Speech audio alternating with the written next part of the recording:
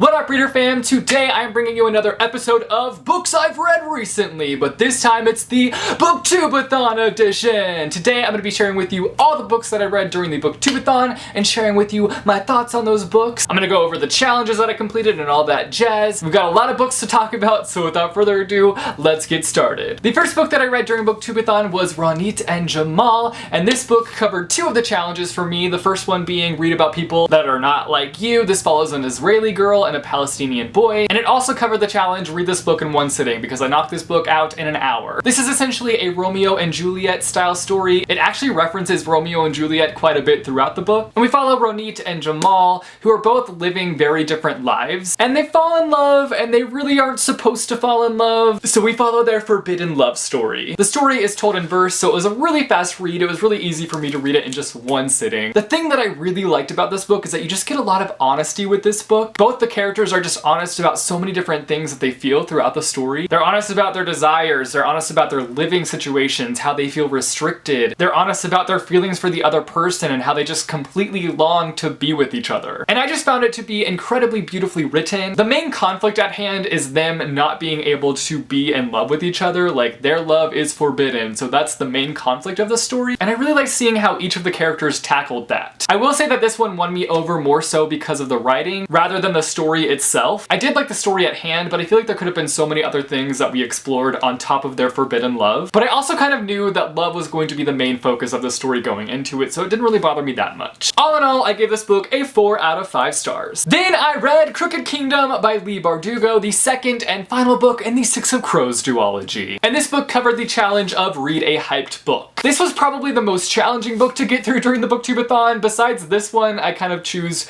really easy books to get through and really short books. I'm not going to say much about this book because this book is obviously a sequel and I don't want to spoil you. And I'm also going to be doing a full video book review on this book, kind of delving deeper into my thoughts on it. What I will say is that I was very satisfied with this book. I liked how it came to a close. I love the characters so much. Oh my gosh. These are such character heavy books and it makes my heart so happy. It just fills my heart with so much joy. On top of that though, it also broke my heart in several places throughout the story, but I'll discuss that more in my book talk. My one little itty bitty complaint about this book is that in some places I felt like the story kind of dragged a little bit, but like I still loved it. Everything else I was like, and I'm still considering this to be one of my favorite books of 2017, but we can still have favorite books and critique them, just saying.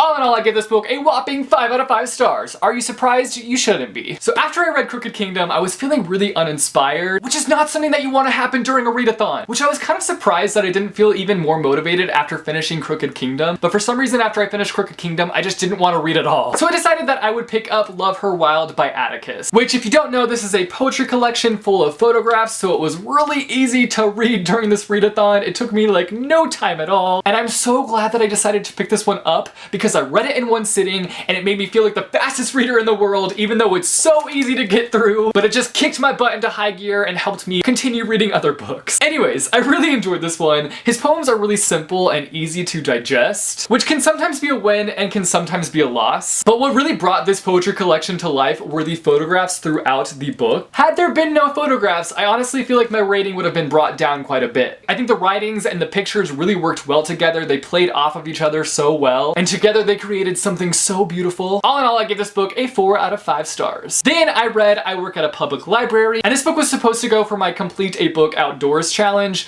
which I did read a good portion of this book outside, but then for whatever reason, I just finished this book inside, so I'm gonna say that I did complete this challenge technically because I read outside, guys. I read outside, but like I didn't complete this book outside, so technically I lose this challenge, but whatever. I read outside for a little bit, okay? This book is written about a librarian, and it's just about her experiences that she's had working at a library. It talks about funny things people have asked her for, funny things she's overheard, weird things that have happened at the library. I felt kind of let down by this one. I was expecting it to be a lot more funny than it was. I was kind of expecting this book to like make me laugh out loud, but I didn't laugh out loud at all throughout this book, which is kind of disappointing. And I think that's just because my humor and this author's humor just don't match up. They're humorous stories, but nothing that I would consider like award-winning comedy. I ended up giving this one a 3 out of 5 stars. Then I read the BFG. This story is about a girl who gets taken by a giant in the middle of the night, and she ends up forming this incredible friendship with this giant. Now there are a lot of other giants in this story, but not all of them are as friendly as the BFG. In fact, they're straight up eating kids like they're Pop-Tarts or something. I like this story quite a bit, but I wish that I would have read it as a child. I feel like I would have enjoyed it so much more if I was a kid, even though at the same time, I feel like I would have been creeped out by the fact that these giants are eating children. Like, that's a little bit of a disturbing story to read as a child. The dialogue was really interesting. The giant used all these really like weird and quirky words, and I really liked the friendship that developed between the giant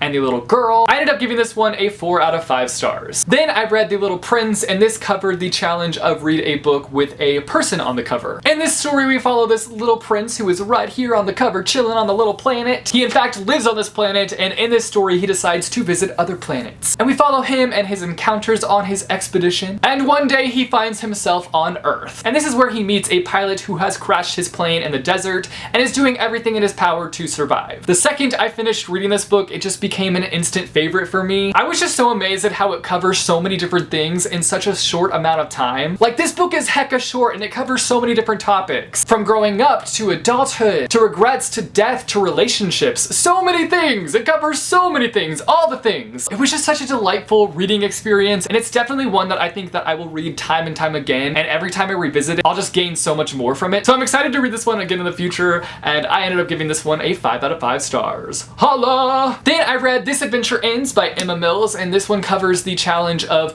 read a book that you bought because of the cover. I had my sister give me this book for Christmas because I wanted it because of the cover, because it's so beautiful. Also, guys, look at that! Look how beautiful it is. I can't. It's ridiculously beautiful. And it also helped me complete the challenge of read 7 books in 7 days. I was cutting it so close with this book. I literally finished it 10 minutes before the booktubeathon ended. But oh man, I'm so glad that I pushed myself to read this book because it was so good. I'm so surprised that there aren't more people reading this book and talking about it because it was great. In this book, we follow a girl by the name of Sloane, and her family have moved from New York to Florida. We follow Sloane finding herself in this new friend group, and she really connects deeply with these twins named Gabe and Vera. Their mom was a famous painter and she ended up passing away, and their stepmom ends up selling one of their mom's paintings that was super special to both of them. So Sloane makes it her mission to get back this painting for them. It has a major focus on friendship, which was a big selling point for me with this book, but it also has an element of adventure and mystery and a heavy focus on family. Unlike most YA books,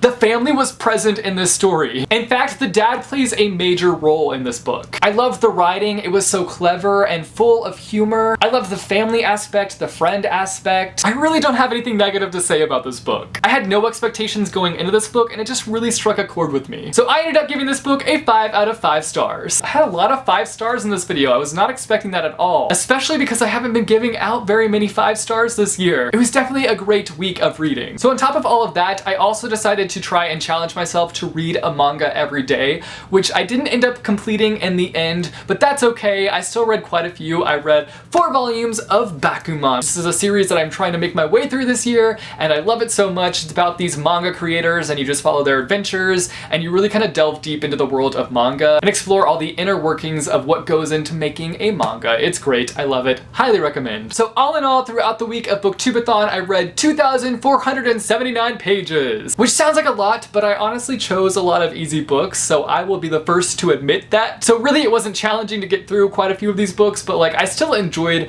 my time reading, and I think that that's the most important thing. I think people forget that about Booktubeathon, that like it's not about reading all of the books, it's not about reading everything on your TBR, it's about reading books and enjoying those books and enjoying your time reading. So yeah, those are the books that I read during the Booktubeathon, the challenges that I completed. You guys should let me know down below the books that you read during the Booktubeathon, and if you didn't participate in the Booktubeathon, just let me know the book that you are currently reading. If you like this video, be sure to give it a big thumbs up. I post videos frequently on this channel, so if you want to be notified as to when I post new videos, be sure and go and hit subscribe, or go and click the little bell icon and you'll be notified as to when I post new videos. Thanks for watching, guys, and I will see you soon with a new video. Bye, chew.